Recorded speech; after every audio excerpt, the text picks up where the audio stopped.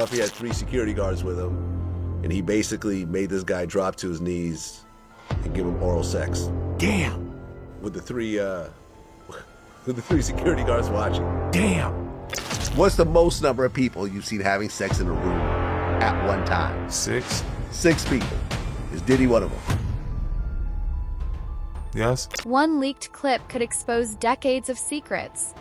A male escort has released a shocking video from Diddy's infamous parties, and the fallout is explosive. Mr. Combs was in the tape, and this other person is, I would venture to say, more high profile than Mr. Combs. Really? Really? And you've seen it? I've seen stills of the video. Okay. So you can verify that it exists, that it's real, that the other person in the video is very visible. It's no question if it's that person in the video, and I can tell the video is pornographic in nature. Oh my, all right. So we know that he videotaped a lot of activities at his home, did he? And it sounds like there was probably a lot of hidden cameras as well. Is that what is being talked about? Yes, this was actually in his Atlanta home, at a home he had in Atlanta at one point. And it does seem that the person isn't like looking into the video, so it's, to me, doesn't seem like that person knows they're being videotaped. It doesn't seem like they're active participant in the videotaping, like they're being surreptitiously recorded it. In the glamorous world of celebrities, nothing is ever as it seems. Today, we take you inside the secretive world of Sean Diddy Combs, uncovering a web of scandal, power, and betrayal. Our investigation begins with a shocking leaked tape from a man known only as John Doe. But what does this clip expose? And how does it tie into the long-running controversies of alleged abuse and wild parties that have shadowed Diddy's career? The civil lawsuits are wild. There's this new guy that popped up that basically said that Puffy faced him at the back of a Macy's. You heard this one? I didn't hear about the face. Yes. I didn't hear There's about a face-ing lawsuit right now. There's a with a guy. face-ing lawsuit, right? So face-ing is the new baby oil. I guess so. Face-ing's an ill term, you just said. That's Right. a wild term. Face.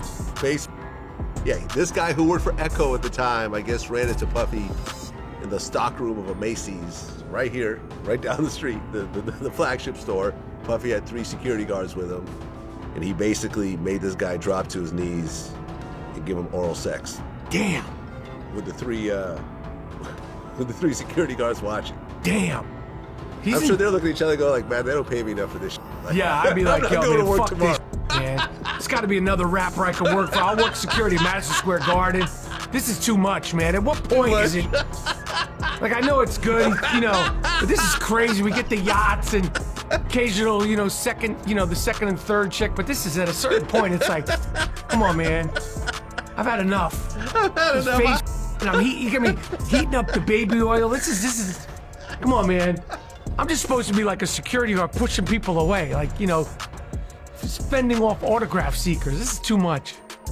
Diddy's in the room?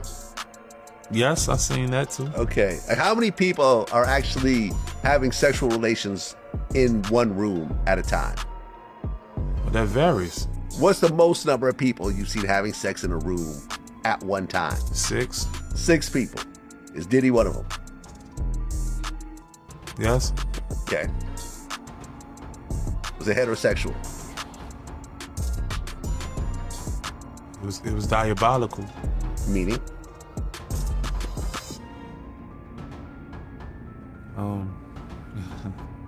I seen Diddy. This ain't my first time seeing Diddy doing things with a man in my face. What was he doing? I never seen Diddy have sex with a man. I seen Diddy doing things that I always kind of was like, whoa, my bad. And he'll be doing kissing and rubbing.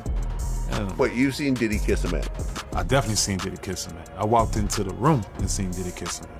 Powerful man. Okay. Can you say who that is? That what? I can't. Yeah. Someone... Because that person is still in the music industry and it's a big dog. And All right, so if you were to say that name, I would know who that is right off top. yes, you Is would. this a openly gay man? Absolutely not. Oh, okay. Court documents filed in the Southern District of New York on February 26th accused Diddy of a disturbing sexual assault that allegedly took place in 2012. A Florida-based male escort identified as John Doe claims he was coerced into degrading acts at New York's Intercontinental Hotel. According to Doe, Diddy forced him to perform both oral and penetrative sex on a woman in the room, a moment that has since sparked intense controversy. He also alleges that Diddy fed him from a water bottle and rubbed baby oil all over his body, leaving him feeling powerless and completely out of control. Sex worker says that he was contacted by Diddy, said that they were going to meet at a hotel in New York City, and he showed up there, and Diddy was there with a girlfriend. Yeah. Doesn't name the girlfriend, but says that that immediately they, got naked. And that Diddy forced the sex worker perform a sex act on his girlfriend for several hours, and then he brings up something we've heard in other lawsuits. That is baby oil. Yeah. Feeling like you were drunk. Right. The lawsuit does not name the victim, but says John Doe worked for what's being called a male companion service out of Florida in 2012. It says Doe would travel to New York upon Combs' request. In one instance, Doe allegedly went to the Intercontinental Hotel in New York, and Combs is accused of ordering him to perform sex acts on a female companion. Doe claims that Combs had him drink from a water bottle, and then Combs rubbed baby oil on Doe's body. The lawsuit says that Doe felt like he had been drunk and not in complete control of his body, which may have been because of either the oil or what was in that water bottle. In a chilling twist, Doe alleges that Diddy further violated him by inserting his finger. He claims that Diddy then threatened him, saying, "If I can get Pac hit, what the F asterisk do you think can happen to you?" And then he alleges that that Diddy then sodomized him. Right. Some of that stuff we've heard in other lawsuits. Yeah. The twist here is something that he said occurred during the sexual assault, something that Diddy said to him that references another really notorious thing that Diddy, his name is attached to, but he has never been accused of this. But in this lawsuit, the male sex worker says that Diddy said to him, "If I can get Pac, as in Tupac, hit, what the blank do you think can happen to you?" Like, don't say anything. Right. It was a threat of keep your mouth shut about this, otherwise I'm going to do to you what I did to Tupac. The suit says after multiple hours of being ordered to degrade and perform degrading acts on that female companion, John Doe tried to leave by going to the bathroom. And that's when the lawsuit accuses Combs of sexually assaulting John Doe while telling him to stay. The suit says Combs raped John Doe for 4 to 5 minutes before threatening him. Combs allegedly told the man, quote, "You better not say a word to anybody about this. Did you hear me?" And he continued by saying, quote, "I'm not bleeping playing with you." Then, in this lawsuit, John Doe accuses Combs of invoking the name of Tupac and his murder by saying this in quotes. "I'm not bleeping playing with you. If I can get Pac hit, what bleep do you think can happen to you?" Pac, aka Tupac, was killed in 1996 in a drive-by shooting in Nevada. While Combs and Tupac were on different ends of the East Coast, West Coast rap rivalry of the 90s, police never considered Combs a suspect in Tupac's murder, or they haven't said so publicly. Anything tying Diddy to Tupac has been speculation and part of the rumor mill, no solid, concrete facts. Currently, former LA area gang leader Dwayne Keefe Davis is charged with Tupac's murder. He's been the only person criminally charged in this case. The 61-year-old was arrested in September 2023 and has pleaded not guilty. Davis has tried to shift the blame for Tupac's murder to Combs in his court proceedings. Needless to say, Diddy's team is absolutely denying this. They're saying that no matter how many lawsuits are filed against Diddy, they're still maintaining their innocence, saying that he did not sexually assault anyone. I mean, it just feels somewhat, with the exception of the Tupac bit here, it feels like deja vu all over again. Since he was indicted, I mean, it just feels like every week we see some type of lawsuit from a Jane Doe or a John Doe alleging, sexual assault, among other things, and I'm just curious when it's finally going to come to an end, if it even does. If it does, exactly. Yeah. Because remember, all of these lawsuits, Diddy and his team, they're not going to deal with any of this until after they're done dealing with the federal lawsuits, case. Money. Diddy's life his freedom is on the line right now, right? But what they could come together here, because what we've learned is that the individual who's filed this lawsuit is willing if the feds want to sit down with him, is willing to testify. He actually wants to talk to prosecutors because they feel that they are a prime example of what the feds have alleged. And so therefore... And I'm sure the feds will take them up on that, Charles. I mean, this is alleged to have happened around 2012 time. I would think that the feds would absolutely want to sit down with this John Doe. Yeah, at the very least, to have the conversation, get the information, whether or not they actually becoming a testifying, witness. Right. Who knows? Meanwhile, a separate expose by Rolling Stone uncovers yet another disturbing chapter. Male sex worker Nathan shares his experiences at Diddy's infamous freak-offs, revealing shocking details. He claims that in 2019, Diddy invited him to a threesome at Miami's upscale One Hotel, a lavish setup that promised indulgence but instead took a far more sinister turn. Was, at all relevant times, a Las Vegas-based entertainer who aspired to become a musician. Knowing that plaintiff desperately sought a breakthrough in the music industry, Combs enticed plaintiff with fraudulent promises of a career in the music industry. Combs used his false promises of career and advancement as weapons, trapping plaintiff in a vortex of exploitation and fear. Combs did not follow through with these promises. Instead, Combs subjected plaintiff to a relentless pattern of sexual assaults, death threats, clandestine recording, blackmail, and psychological manipulation that far exceeded any bounds of consent or professionalism. So very similar allegations to what is leveled in Combs' criminal indictment and other lawsuits as well. This lawsuit continues, quote, Combs dehumanized plaintiff and reduced him to a mere object for Combs' own amusement and to satisfy his own sexual fetishes. Combs gravely exploited plaintiff, effectively imprisoning him and controlling him through surreptitious surveillance and filming.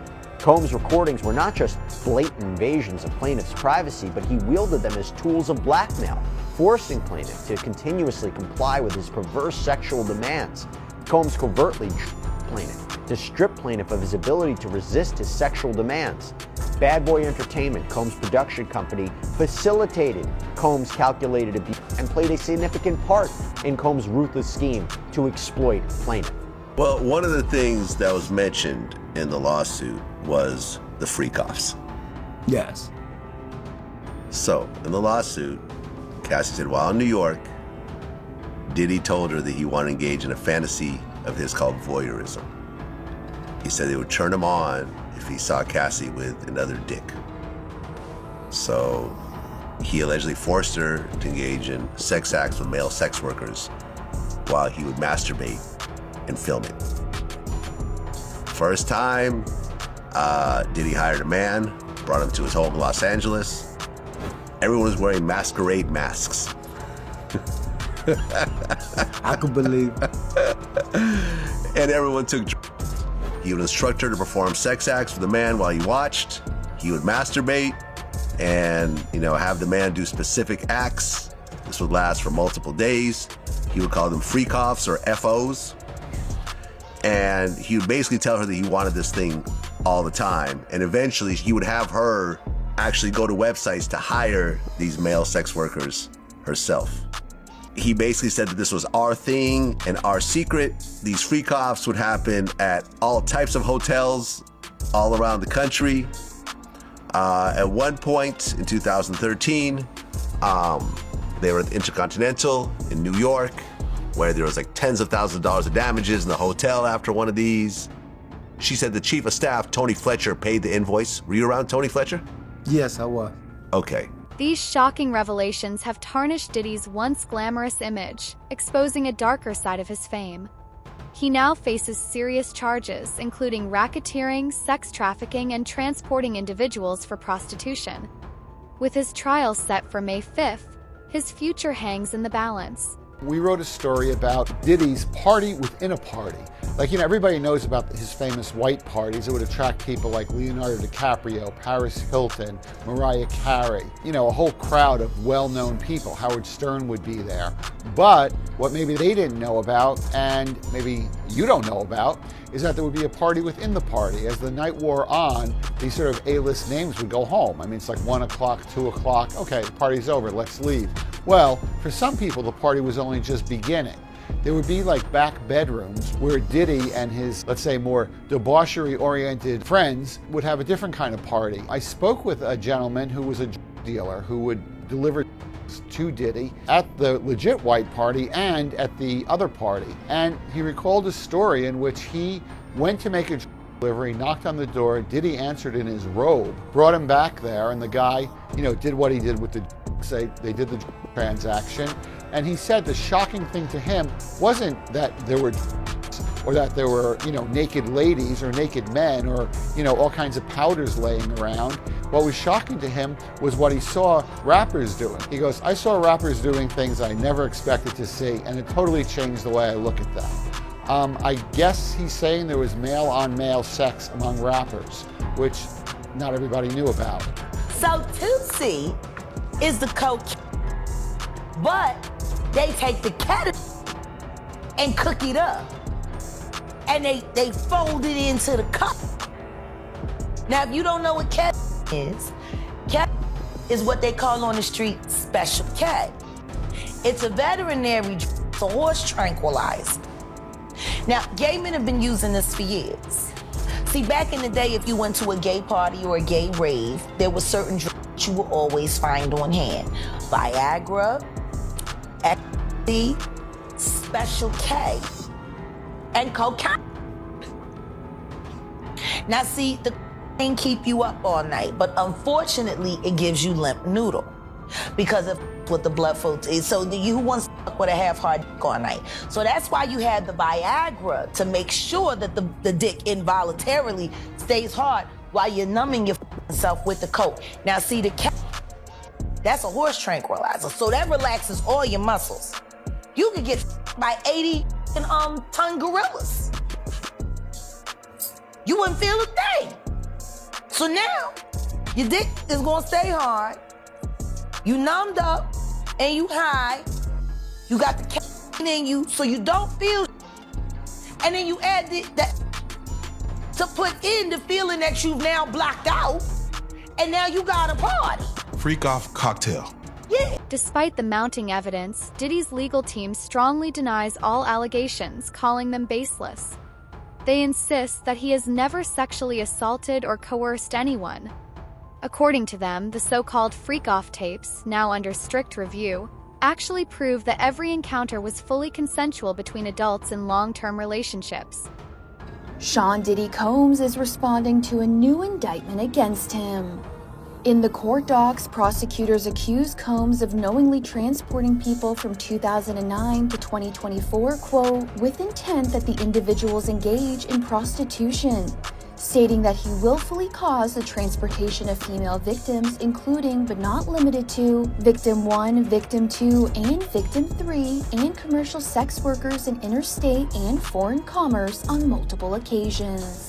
The indictment also alleges that he, quote, engaged in a persistent and pervasive pattern of abuse toward women that was verbal, emotional, physical, and at times sexual, with the filing stating that he manipulated women to participate in orchestrated performances of sexual activity with Combs. At times, Combs and others acting at his direction made arrangements for women and commercial sex workers to fly to Combs' location. Combs ensured participation from the women by, among other things, obtaining and distributing narcotics to them, controlling their careers, leveraging his financial support, and threatening to cut off the same, and using intimidation and violence. In response to this new indictment against the record mogul, his lawyer Mark Agnifilo claims prosecutors are making a major mistake in their filing. Telling E! News in a statement January 30th, the latest indictment contains no new offenses.